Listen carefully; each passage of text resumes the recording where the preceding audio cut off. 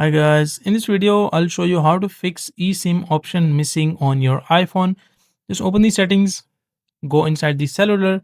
As you can see that I'm not able to see any eSIM option inside the cellulars or inside this first section. So if you're not able to see the option, what you can do is just click on this one, search section, and write down eSIM.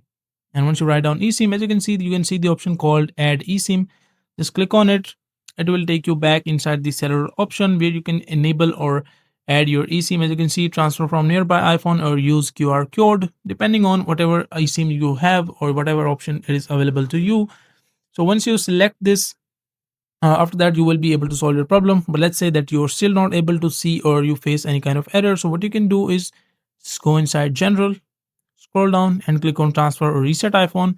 Click on reset and reset all settings. And once you reset all the settings, after that you will be like your mobile will restart. It might take 3 to 4 minutes. And after that you can just go back inside the cellular or you can search eSIM option directly here.